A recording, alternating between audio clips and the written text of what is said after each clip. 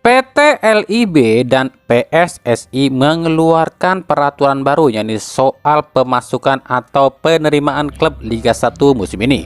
Jadi di musim ini tak semua klub Liga 1 akan mendapatkan uang bonus besar di akhir kompetisi.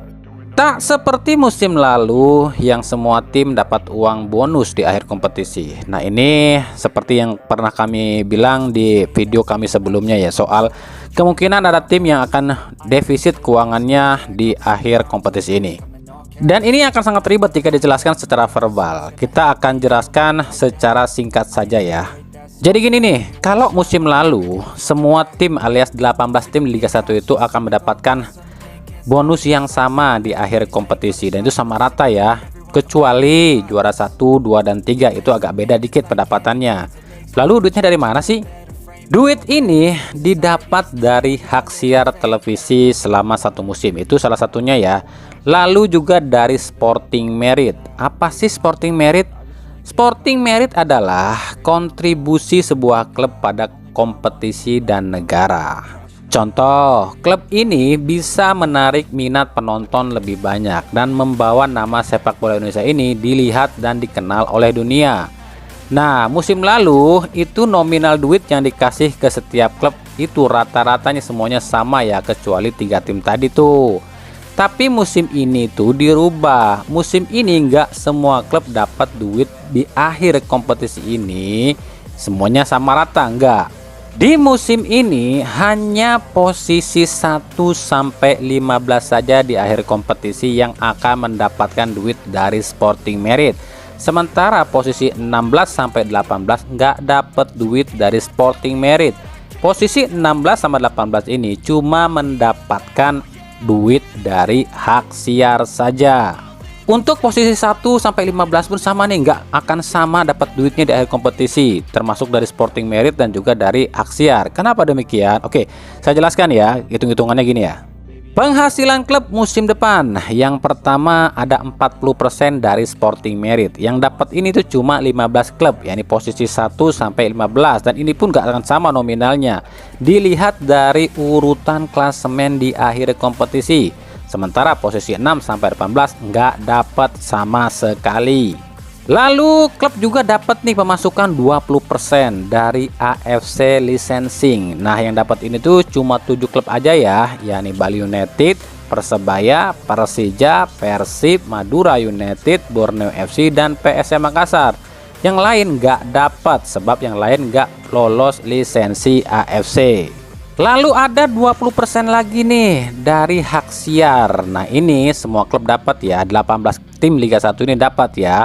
Jadi total udah 80% ya. Nah, 20% lagi itu cuma 4 tim aja yang dapat ya. Ini yang lolos ke Champions Series, ya, ini 4 tim teratas di akhir kompetisi. Nah, kesimpulannya musim ini nggak ada satupun tim yang akan mendapat pemasukan 100%. Kenapa demikian?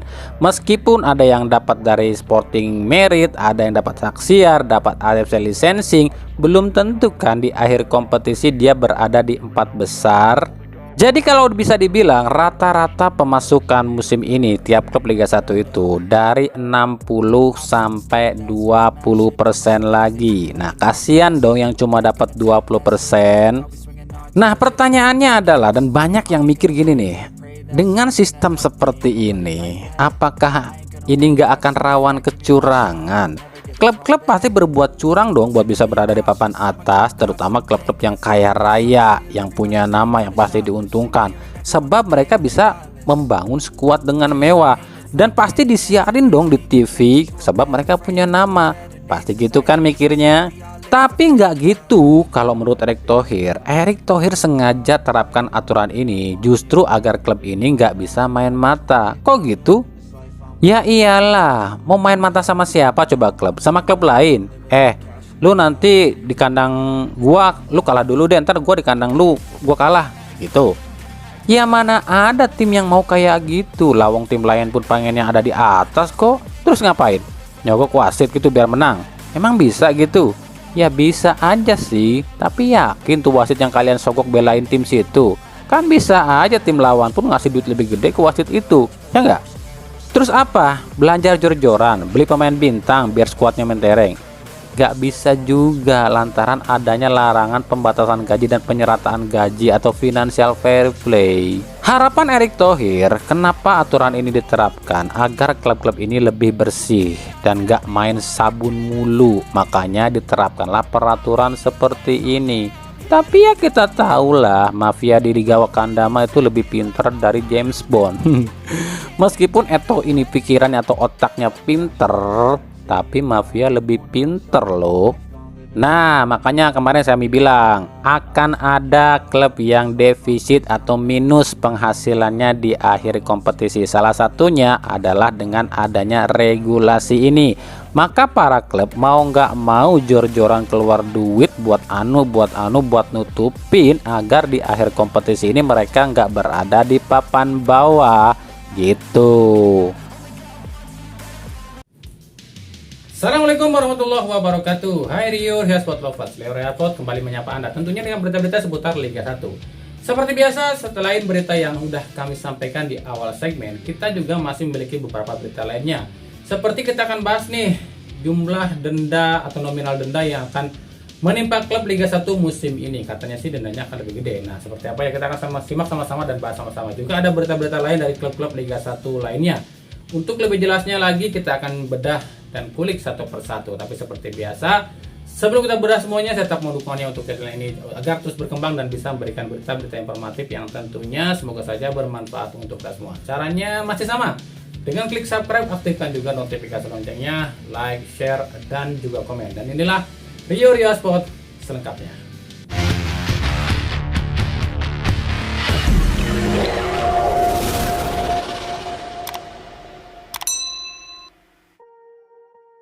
Masih berkaitan dengan segmen pertama, ini pun bisa jadi salah satu faktor penyebab klub-klub akan defisit alias minus keuangannya di akhir musim. Ya, PSSI menerbitkan nominal denda yang akan menimpa klub apabila ada pelanggaran dalam pertandingan.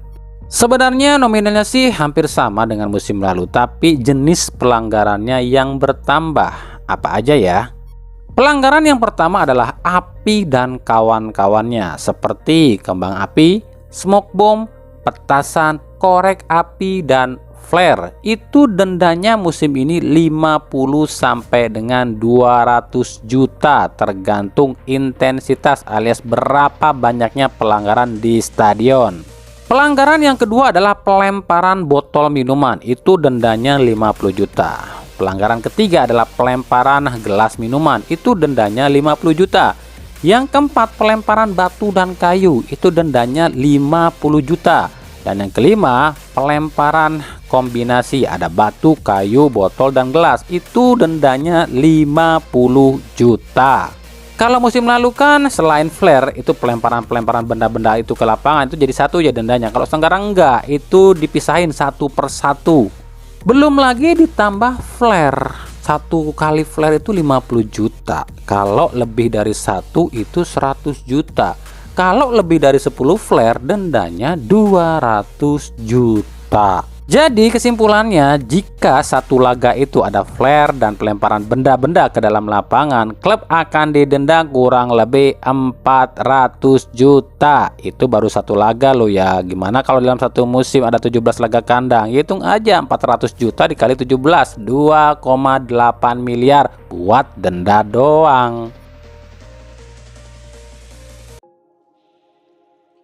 Oke, kita bahas soal banyaknya tentang yang minta kami bahas lebih detail persoalan Persib. Ini lantaran banyak yang minta lo ya, bukan kami mau upload sendiri. Dan ini murni pendapat kami pribadi. Ya, boleh setuju, boleh enggak. Yang pertama yang kami tangkap adalah para pemain seperti ragu-ragu, tidak all out. Kelihatan dong, DDS aja beberapa kali ragu nembak, lini belakang sering ceroboh, dan turunnya performa sejumlah pemain.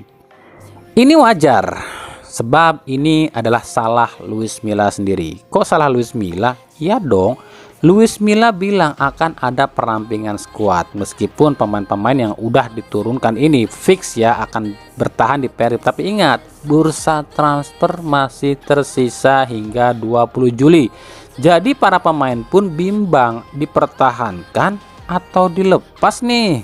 Yang kedua yang kami tangkap adalah minimnya atau kurangnya masa latihan Persib yang cuma 4 minggu yang membuat kekompakan para pemain Persib ini berkurang. Kita nggak bisa bilang masuknya Rezaldi dan Fred ini membuat permainan Persib jadi kacau. Memang buktinya beberapa pemain yang sejak babak pertama ditampilkan pun masih banyak melakukan kesalahan seperti Putu, Sato, Nick, dan Alberto. Yang ketiga yang kami tangkap di sini adalah ternyata mantan pemain timnas 2017 di Persib ini nggak berkembang. Putu jauh dari harapan, Rezaldi juga, Febri juga, Ezra juga, nggak ada yang berkembang. Jadi di sini kami bilang Luis Milla ini blunder, udah ngumpulin mantan pemain 2017.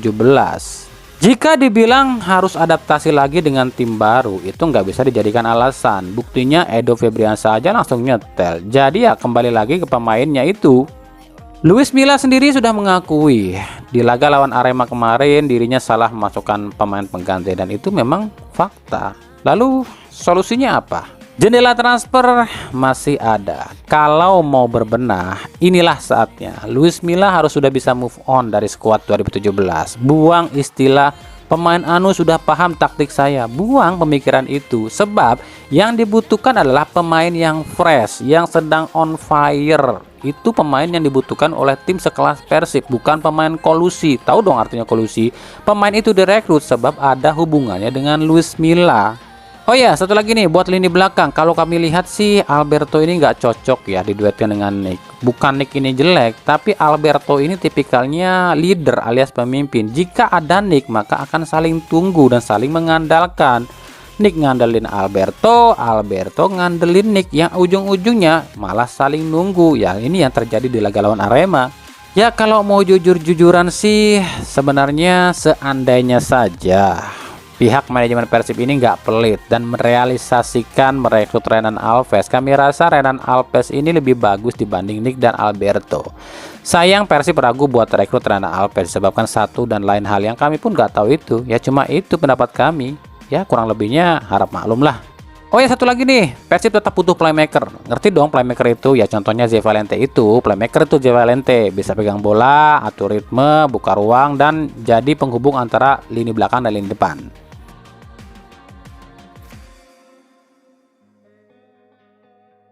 Dari Arema FC kembali tuai kritikan. Kali ini datang dari salah seorang komedian dan komika, Ari Kriting. Komedian asal Kendari, Sulawesi Tenggara ini menyesalkan adanya tulisan 135 di punggung jersey Arema. Dalam tulisannya di Twitter, Ari menyesalkan tindakan Arema yang justru dianggap membawa jumlah korban kanjuruhan ini dalam bisnis. Ini tulisan Ari Kriting. Ngapain membawa spirit dari 135 korban untuk pemain di lapangan? Yang utama itu membawa keadilan buat 135 korban yang sampai sekarang belum terlihat sama sekali. Tragedi kok dipakai buat bisnis? Isin, tulis Ari Kriting. Nah, gimana komentarnya guys? Sabar Bang Ari. Klub ini kan klub suka teki. Wong salah ora gelem ngaku salah. Yo enggak?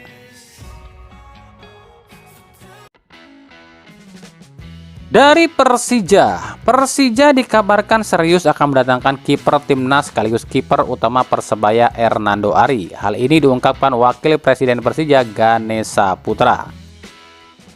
Dia adalah kiper bagus dan pantas ada di timnas. Kurangnya dia adalah dia salah pilih tim. Harusnya dia pilih Persija dong, ujar Ganesha. Maka dari itu, dalam waktu dekat ini tim Persija akan coba lakukan pendekatan pada tim Persebaya agar bisa mendapatkan Nando. Kalau tidak bisa musim ini ya mungkin di jendela transfer nanti.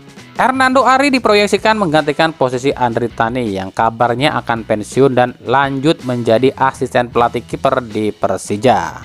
Nah, silahkan komentarnya buat Jackmania dan Bonek. Jangan saling hujat ya. Cuma kasih komentar aja setuju apa enggak Nando ke Persija dan apa alasannya.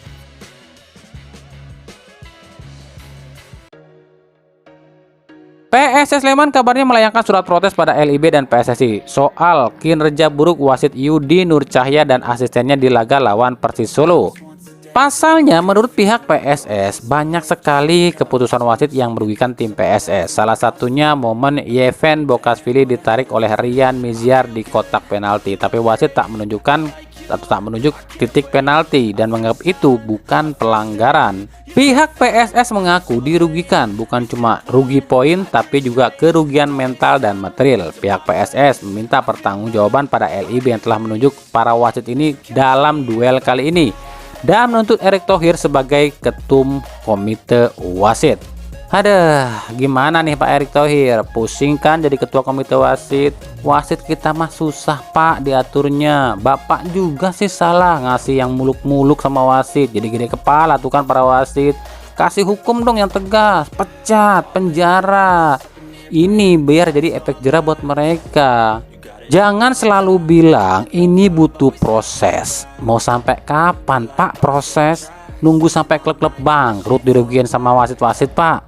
Kami yakin Bapak ini orang yang tegas. Ayo Pak, panggil tuh para wasit yang bertugas kemarin yang melakukan kesalahan. Tindak, kasih hukuman mulai dari denda-denda uang dan sanksi skorsing. Ayo buktikan kalau sepak bola kita ini bersih dan tegas. Kalau cuma ucapan dan kata-kata proses itu mah udah dari zaman kuda gigit besi pun udah banyak yang bilang Pak.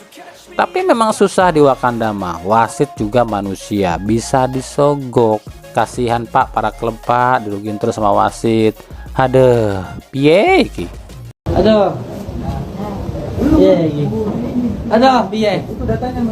Aduh. Umat. Dari Persik Kediri resmi menunjuk Jefferson sebagai slot asing terakhir menggantikan Pedro Paulo. Saat ini Jefferson tengah berada dalam perjalanan menuju Indonesia, seperti yang terlihat di Instastory-nya. Di sisi lain, kiper Borneo FC Nadeo Argawinata nggak menutup kemungkinan akan pulang kampung ke Kediri jika Arthur Irawan minat, tapi harus dengan secara profesional. Saya ini kan pesepak bola profesional, ya kalau semuanya sesuai kontrak dan jelas, saya sih nggak milih-milih klub, apalagi kalau ke Persik Kediri yang notabene tim kampung halaman saya. Tapi saya nggak mau tuh ngasih enak buat Arthur, biarpun dia itu teman saya. Tapi kalau soal kontrak ya kita profesional. Jadi buat saya tim manapun saya akan terima asal sesuai kontrak, ujar Nadeo. Madura United resmi mendapatkan ex-kiper Bali United dan Rans Nusantara FC Wawan Hendrawan. Spider One dikontrak selama 1 musim oleh tim Sapekrab. Tim Madura memang butuh sosok kiper tangguh untuk jadi pelapis Satria Tama. Di sisi lain, pelatih Madura United Maurizio Sosa membantah jika akan menampung salah satu pemain Persib yang terkena perampingan, yakni antara Abdul Aziz atau Erianto. Menurutnya ini hanyalah sebuah isu. Tidak ada, kita kemarin lawan Persib, tapi kami tidak ada pembicaraan soal ini dengan pihak Persib. Itu semua hanyalah rumor, ujar Maurizio Sosa.